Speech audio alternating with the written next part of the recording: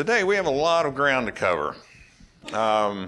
As we've gone through this study and we've looked at different words of encouragement and we've gone through this study, some of them we can talk about a little more specific with those encouraging words and what's involved in the study. But in this one, there's going to be a lot of text that we're going to have to really examine, not only to understand how we can find security in God's Word, but also I believe that this chapter is very foundational in the whole of the book of Hebrews. When we see what's ahead of us to study, and we tie that into what we've already studied, this chapter is very, very important. Now, it's very doctrinal, and I think that we'll see that as we get into that. So hopefully you've had a chance to read through this chapter and have some idea where we're headed. So maybe that'll make it a little bit easier. But we're going to be spending a lot of time talking about Melchizedek. It's been briefly touched on in a couple places already here in the book of Hebrews. But now we're really going to get more in depth of talking about him and how he connects to Jesus Christ. So I want to start out, if you have your question sheet, I'm going to skip way down to question number 10 if you have your question sheet. And the reason I want to do this is kind of a connector question here. So let's look at that question, if you've read ahead already. Based upon what we've studied from chapters 5 and 7, why do you think the Hebrew writer interrupted the discussion of Melchizedek with the subject that was addressed in chapter 5:11 through chapter 6:18, which was last week's lesson on growth? And I appreciate Dennis covering for me last week when he talked about growth and moving from milk to solid food and some things like that. Because let's think about this question, and I'm going to look ahead, or look at the scriptures here. Look at, if you would, to chapter, let's go back to chapter 5. Chapter 5 in verse 5. We're going to kind of connect some things here. It says, "So also Christ did not exalt himself to be made a high priest, but was appointed by him who said to him, 'You are my son, today I have begotten you.' As he says also in another place, 'You are a priest forever after the order of Melchizedek.'" And then skipping down to verse 9, it says, "And being made perfect, he became the source of eternal salvation to all who obey him, being designated by God a high priest after the order of Melchizedek." So we've discussed how Jesus and the new covenant is better than the angels, is better than Moses, and different warnings that we have received on the rest that we have available to us. And we saw the example of the Israelites, how they failed to follow God the way they should, and they were denied their rest because they failed to follow him. And the warning is to us and to those who were the Jewish Christians at the time of the writing of the book of Hebrews to not turn back to the way of the old law. And all these different warnings and different things that the writer is trying to get them to understand that everything now that's in place by Jesus Christ is much better. And there's going to be a real strong focus now on the idea and the position of the high priest.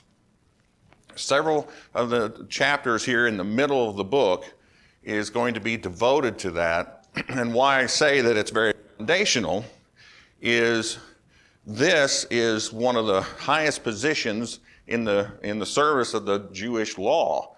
The high priest had the opportunity to enter the most holy place in the temple, the closest position, the closest place to be in the presence of God, and it was such an important position and looked at very highly. And so this is going to be very important to the Jews to try to help convince them that Jesus Christ is much better. And for us to understand also how Christ is our high priest, because we see here that Jesus is our high priest, but it says it's after the order of Melchizedek. So we have to understand, what is this order of Melchizedek? And then how does that have anything to do with security, which is our topic of our study today? So we're going to try to tie all that in together. I hope I can fit all that in during the class period. But back to our question now. So we see at the end, or here in chapter 5, in verse 9 and 10, where it talks about Christ being a high priest after the order of Melchizedek.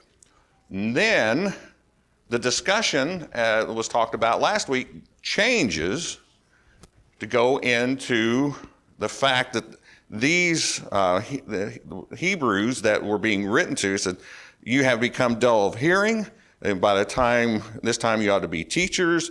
You need milk instead of solid food. You should have progressed already. Why has the writer shifted gears off to this discussion with them about the milk and the solid food, based upon where we ended up in verses 9 and 10? Because if you see where we start in today's lesson, when we go back to the end of chapter 6, we see the discussion from last week, and all of a sudden now it goes back to verse 19 in chapter 6. It says, we have this as a sure and steadfast anchor of the soul, a hope that enters into the inner place behind the curtain, where Jesus has gone, a forerunner on our behalf, having become a high priest forever after the order of Melchizedek. So, well, we said something about Melchizedek, we switched gears, and now we're coming right back to the point that he left off with in chapter 5. Why did he break off to that discussion about growth? I know I talked a lot to get to the answer now. Tell me why you think that it went that direction and why this is important. I think it's important for us to understand.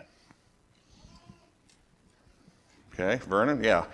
Make sure if you have a comment, we have Kyle and Vlad who will be running the mics for us this morning. Are you referring to the fact that he indicated to them that if you don't understand the priesthood, you won't get the whole thing right, and you may fall away? Well, I think it's important, yeah, because I think what he's getting ready to talk about is the solid food. Does that make sense?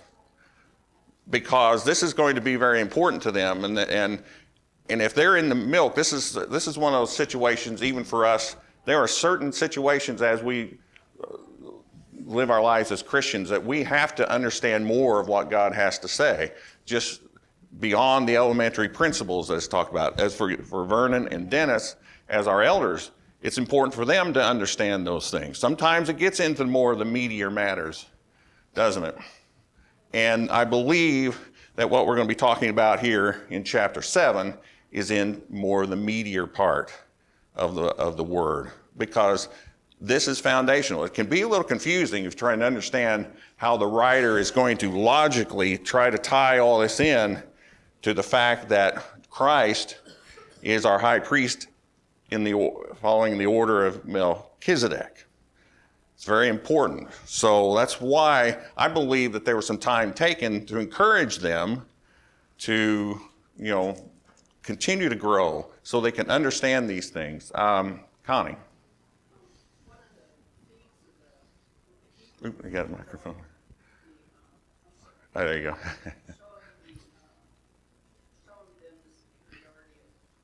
Mm-hmm. So this is it's the meat for us too. Mm-hmm. And so he goes back to Melchizedek and walks us through the whole thing. And the reason why Christ is superior even over the angels, over Moses, and the Levitical priests. That's absolutely right. That's exactly right. And that's why I think he was trying to encourage them.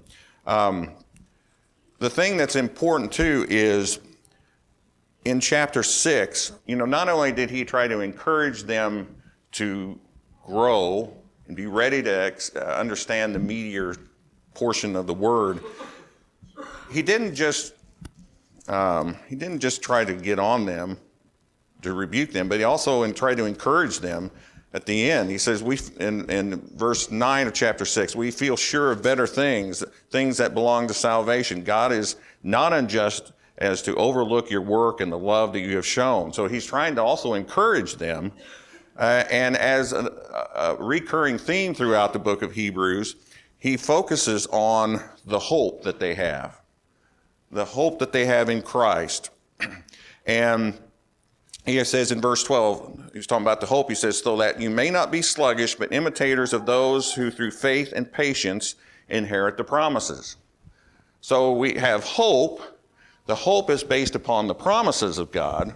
And now we get down into these next verses, 13 through where we start today in 19. It's talking about the promise made to Abraham and things that God has put into place that he has followed through on. And he ties also the promises into it being guaranteed with what?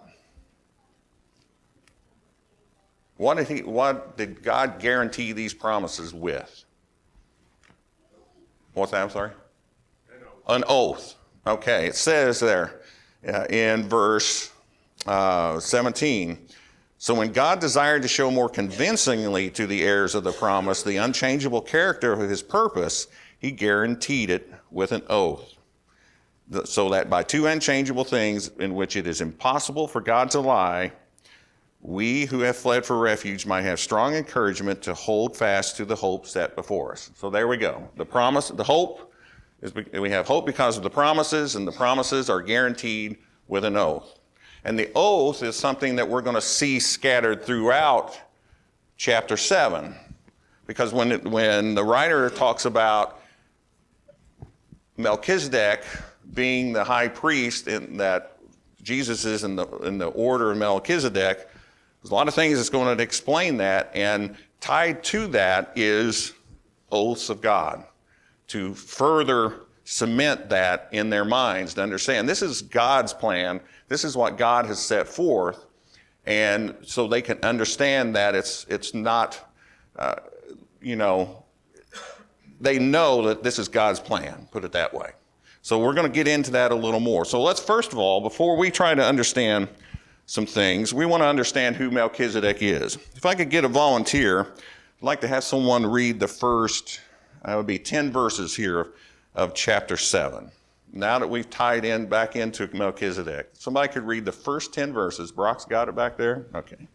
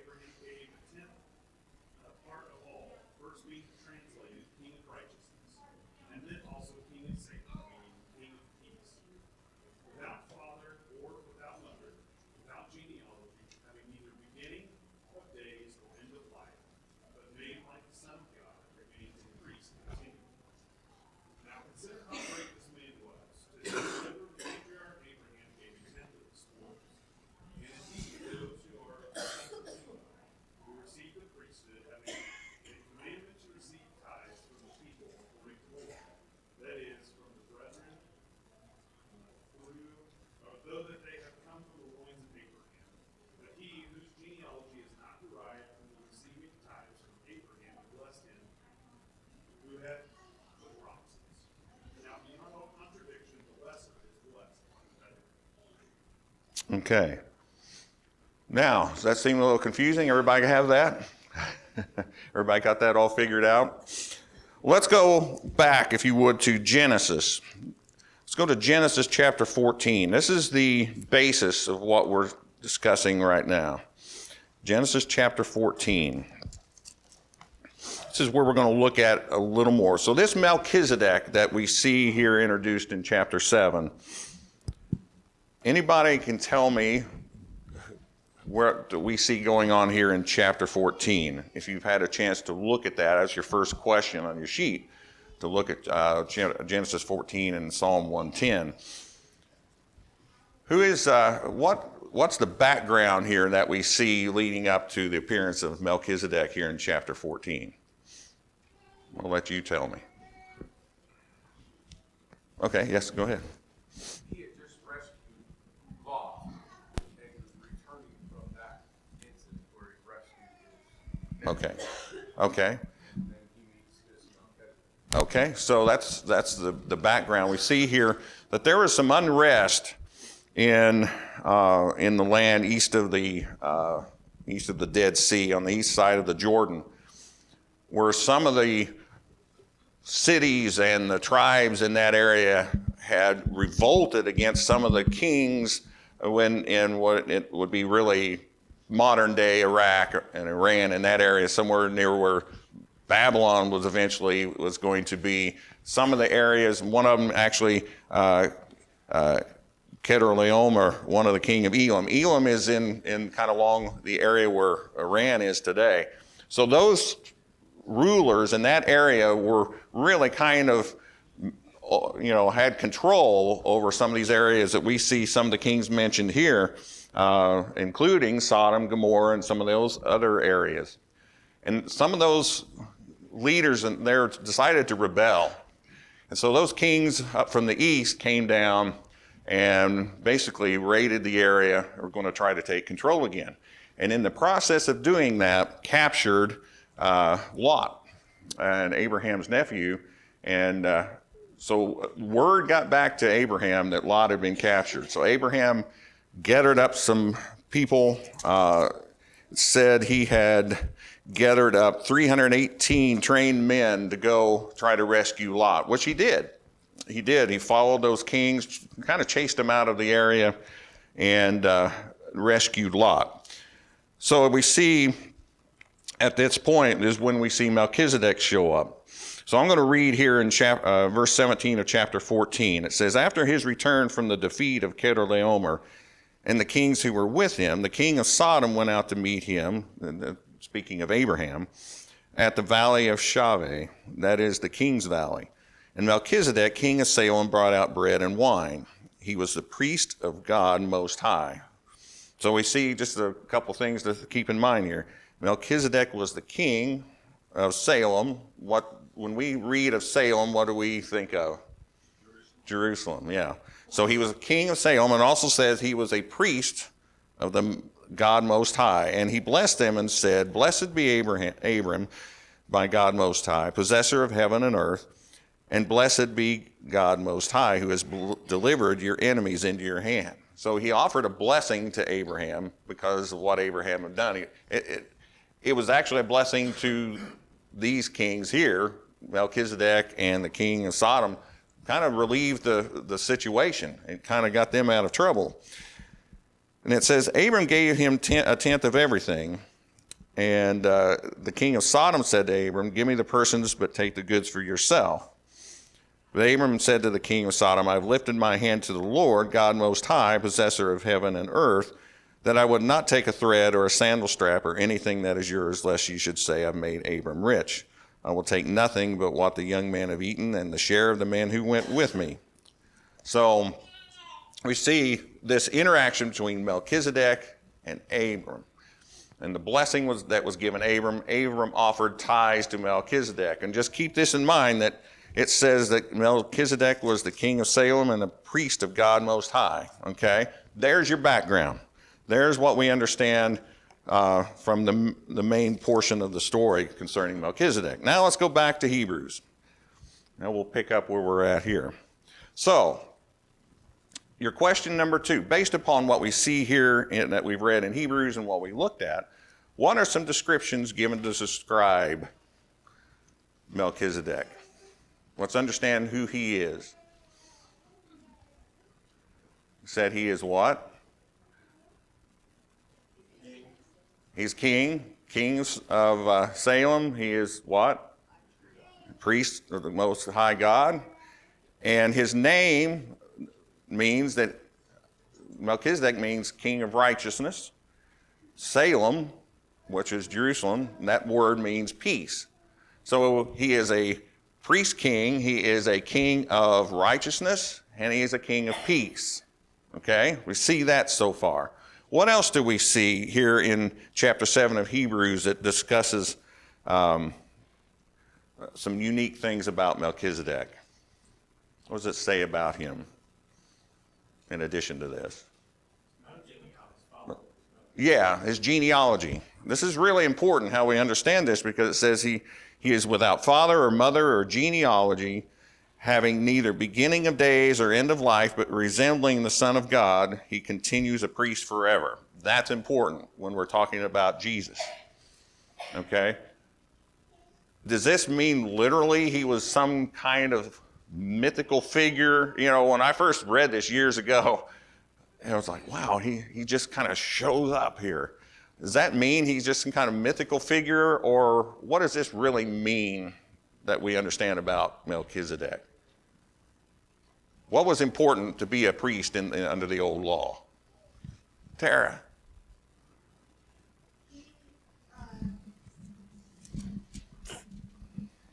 He kind of shows up everywhere, and he teaches about God. Yeah, well, he did. He absolutely taught us about God in this example. But what was important to be a priest? Yeah, we see him show up just kind of in this passage, and then he really don't hear from him again. But yes, Connie. Yeah, you have to be from the tribe of Levi down past through descendant of Aaron, isn't it? And it was important. You couldn't be a priest unless you showed you had the lineage. You could prove that you were connected to Aaron and Levi through your lineage. You could not be a priest. But here, in this case, it says he has no genealogy. So this is kind of a symbolic take on this. This is kind of a, you know, we talk in the Bible about a type, antitype type thing. Melchizedek is kind of a type here. He really is an example that helps us understand Jesus, okay? He's a priest forever. Nothing was ever recorded. There was no recording of Melchizedek's genealogy, but we know that he was a priest. It even says, God even tells us, he says, you are, talking about Jesus, you are priest forever after the order of Melchizedek. That's verified by God too. So we know that he's a priest, okay? But he was a priest forever. Now, so once we've established that this priesthood is eternal, now we can say about Jesus. Jesus is eternal, right?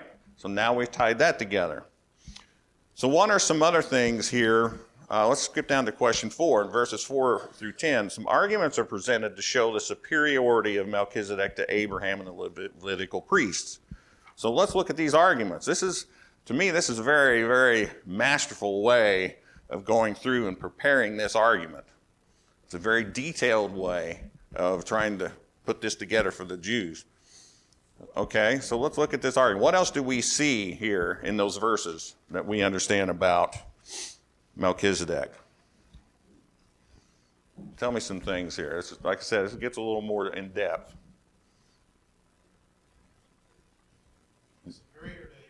Superior to Abraham. Okay, absolutely. What else do you have, Lewis? He received a tenth of the offering back as a king, and so being a king, he got the tenth. Okay. Along with being a priest. He received tithes from Abraham, didn't he? Okay. What else? Anybody else have something? He blessed Abraham, which the greater blessings were left. Yes, absolutely right. Absolutely right. So this argument here, if we look down, it's a step-by-step process. So we see that Melchizedek blessed Abraham.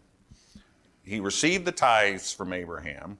It says the superior is the one who blesses the inferior. Okay, so in this case, who's the superior? Okay, Sonia?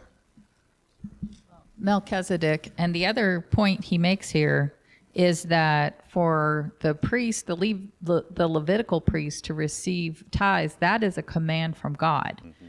But in this case, there was no command necessary because his greatness was obvious to Abraham. That's right. And we see that Abraham was willingly offering these too. There was just this understanding, this relationship between the two. Yeah, there was no command to do it, and Abraham seemed happy to do that. Lewis? Comment here said, now the law requires that the descendants of Levi who become priests to collect the tenth. Mm-hmm. That goes back to lineage again. Goes back to lineage. So he wasn't just a mystical being, he was a human. Yeah, absolutely. Now, and this ties into where we're going. So now we know the superior blesses the inferior. Abraham, in this case, is the inferior to Melchizedek, correct? Does that make sense? By the argument presented here. So if Abraham is the inferior, his descendants then, aren't they also inferior? The Aaronic priests are descendants, and it even goes to the Levi. How does it say that Levi was even connected into this? The Levitical priest, as we move on down, how are they even connected? In his womb. So his descendants, so to speak. So everybody from Abraham on down was part of the inferior to the superior. That makes the priesthood of Melchizedek a superior priesthood to the old law, to the Levites and so forth. Make sense? Make sense? So those are important to understand now, that that's the argument that puts the priesthood of Melchizedek, and that's why now we tie Jesus as a high priest in the order of Melchizedek. That puts Jesus now on another level. Okay? There you go. So that's the argument. So now I want to look down into the next group of verses. Let's read verses 11 through 22, if I could get a volunteer for that. Verses 11 through 22. Brock is going to read again. All right, Brock, you just be my designated reader this morning. How's that? Sounds good. All right. Therefore, if perfection were through the Levitical priesthood, for under it the people received the law, what further need was there that another priest should rise according to the order of Melchizedek, and not be called according to the order of Aaron? For the priesthood being changed, of necessity, there is also a change of the law. For he whom these things are spoken belongs to another tribe, from which no man has officiated at the altar. For it is evident that our Lord arose from Judah, of which tribe Moses spoke nothing concerning priesthood. And it is yet far more evident if, in the likeness of Melchizedek, there arises another priest who has come, not according to the law of a fleshly commandment, but according to the power of an endless life. Go ahead and read on to through 22. For he testifies, you are a priest forever, according to the order of Melchizedek. For on the one hand, there is an annulling of the former commandment because of its weakness and unprofitableness, for the law made nothing perfect. On the other hand, there is the bringing in of a better hope, through which we draw near to God. And inasmuch as he was not made priest without an oath, for there have become priests without an oath, but he with an oath, by him who said to him, the Lord has sworn and will not relent, you are a priest forever according to the order of Melchizedek. By so much more, Jesus has become a surety of a better covenant. Okay, so now that we've established the understanding of Melchizedek being a superior high priest, now we're going to get to understand some things about why it's necessary to make this change. Why is now the time to change the priesthood? What are the weaknesses of the priesthood in the old law? What makes it not as complete as it ought to be that makes Jesus better? We're going to look at some of these things. So go down to your question sheet. Question 6, where it says, I believe it's 6, isn't it? Yeah. What is said about the Levitical priesthood in verses 11 through 18, it should be. Based upon this, what can we infer about the law of Moses and really the priesthood? What are some things that are said? Yes? Well, if there's going to be a new priest according to the order of Melchizedek, then it would tell us that there had to be a change of the law then, because, and he wasn't of the Levitical priesthood, Jesus wasn't, so there had to be a change of the law in order for him to become our high priest. That's right. And what I wanted to emphasize here is Melchizedek was a one and only. There was no one that came after him. No one was before him. He stood as a priest that was unique. And there was going to be one that arises just like Melchizedek. And again, we say then a one and only. And the reason I say that, and maybe you aren't aware of this, the last 8 years we spent in our lives out in Utah with Mormonism. And I know that a lot of us here would say, oh, that's, cultic or whatever, and it is. And then, we can blow that off. But do you know that they have within their religion a priesthood after the order of Melchizedek? And that people then could say, yeah, I'm a priest after the order. Yeah, I'm a priest. And they have the common man becoming elevated to this Melchizedek status. Is truly a blasphemous thing when we realize that that only pertained to Jesus, and showing the superiority of Jesus even over the Levitical priesthood. So I remember when I was doing some part-time work with a Respirani company, and this guy came in, and you could tell he was kind of coarse, and he wasn't really the model of a Mormon. But I remember him saying, yeah, I'm a priest after the order of Melchizedek. And I thought, wow, the audacity to claim that you're after that order. And there's a lot more I could say about how Mormonism contradicts the Bible, but I just thought, well, that is an atrocity for any human being, any of us, a man like us, sinful, to take on that title after the order of Melchizedek. Yeah, I appreciate that point because, it's right. Melchizedek was unique, but who is he pointing to? Who is unique? Jesus Christ. Jesus Christ is unique. There's no other reference in here that's pointing to anyone else but Jesus. Everything in this discussion we've talked about already is pointing to Jesus. So that's a good point. That's something that we need to remember. Jesus is unique, and really this is bringing those points out, that both of those, that are our high priest are unique in that way. So thank you for that. So yeah, we see that there's a change in the law, so there must be a change in the priesthood. This new priesthood is going to be what? How long is it going to last? It's forever. Okay? And again, as we talked about, this new priesthood was confirmed by what? An oath. There we go. There's our oath. It was confirmed by an oath from God. And as we talked about earlier, this oath is important to understand from God, how it just confirms everything that God has put into place. This is an extra, it's an extra confirmation for the Jews. And it should be a confirmation for us because God is the one who's put it in place. What is another difference between the office of the earthly priest in the old law and what Jesus brings? Yes, Connie. Another thing is that animal sacrifices couldn't take away the sins. So, you had to do it yearly and consecutively. That's right. Not only did they continue to have to offer sacrifices for the people, but what did the priests have to do for themselves? They had to offer sacrifice for themselves. Jesus did not have to do any of that. That was a thing that's a blessing in that area. The other thing too here, it talks about that Jesus is the guarantor or surety, depending on your translation, of a better covenant.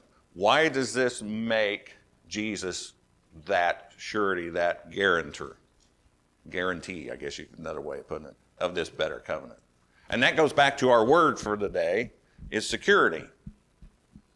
The fact that he is our surety, he is our guarantee.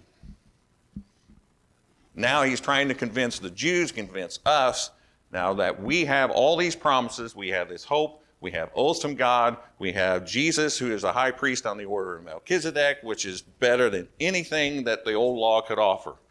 The new law is in place. Now we have a new priesthood, and this priesthood, through Jesus is the security of this new law. And that's what we have based on everything that we do now as Christians. We have that security. Now we can have our hope. Now we can have our faith. Everything that we build on that is because of Jesus Christ. He's our security. Yes, Jessica. He lives forever. And he continually does what for us now? Intercedes for us. Now, as we progress, now that we've established this, and hopefully it's all made sense to you, as we're going to talk about more aspects of the office of high priest, especially with Jesus now, we're going to understand more and more of those things of how he makes intercession for us, how everything that he does now as high priest is better than the old law could offer. So we have to establish that foundation with what we've studied today. Now in the upcoming lessons, we're going to be talking about more specific aspects of the office of high priest and how that is a blessing to us. Now, hopefully, like I said, this was a lot of text here that we were going to go through, but I feel like it was important for us to establish. Any questions or comments on your end before we close out for today? All right, Lewis? Just read a comment in here. It says, the theme of Hebrews is the absolute supremacy and sufficiency of Jesus Christ as revealer and mediator of God's grace through the new covenant. The prophecies and promises of the Old Testament are fulfilled in the new covenant, of which Jesus is the mediator. Yep. Everything is through Jesus, and that's what we're going to establish here. I think, Vernon, before we close. Yep. I think it's interesting where he stresses the oath.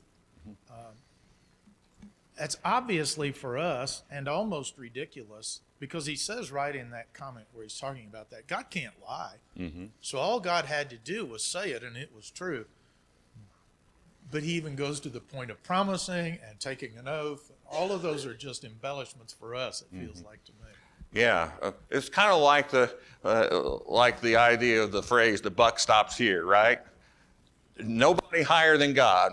And we can't go to anybody higher to confirm this by an oath. So that's pretty much on to set that in place from here on out.